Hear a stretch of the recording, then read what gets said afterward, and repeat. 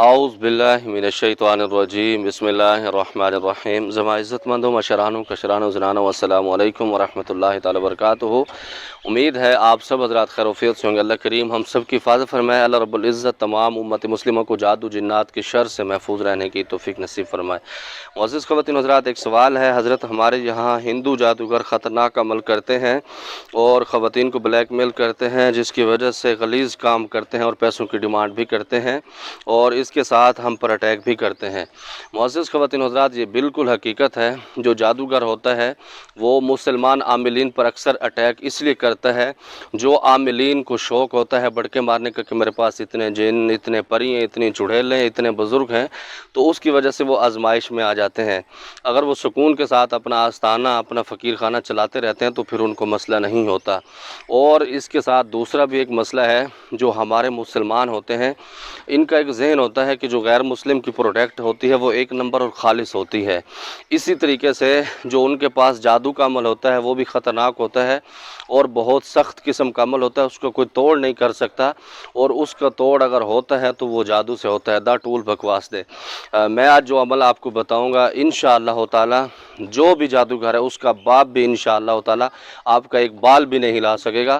مسئلہ یہ ہوتا ہے کہ آپ صرف اس سے ڈر جاتے ہیں۔ جب آپ اس سے ڈرتے ہیں تو وہ اس کے ڈر کا فائدہ اٹھاتے ہوئے آپ کو زیادہ بلیک میل کرتا ہے۔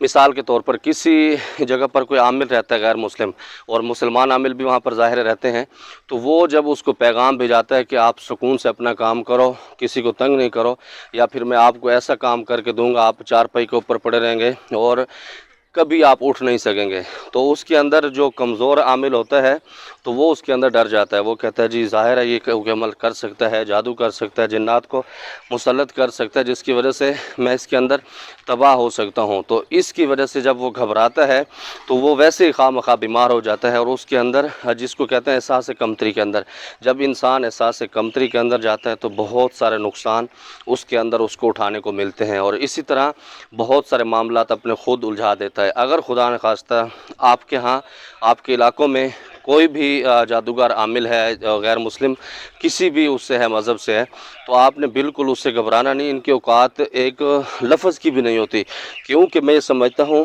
کہ اللہ رب العزت کی پاک کلام میں اتنی تاثیر، اتنی برکت، اتنے معجزات ہیں، اگر آپ اس کو دل سے ایک لفظ بھی پڑھ دیں، پھونک مار دیں، تو انشاءاللہ تعالیٰ اس کی ہوا نکل جائے گی۔ صرف مسئلہ یہ ہوتا ہے کہ ہم نے خود ان کو سر پر چڑھایا ہوتا ہے۔ اگر کوئی ایسا سین آپ کے ساتھ ہے، کوئی آپ کو بلیک میل کرتا ہے، آپ کو پیسوں کی ڈیمانڈ کرتا ہے خواتین سے کہ ہمارے پیسے ہمارے پاس پہنچائیں، یا عزت لوٹنے کا تقاضا کرتا ہے، تو کبھی بھی آپ اس پر آمادہ نہ ہوں۔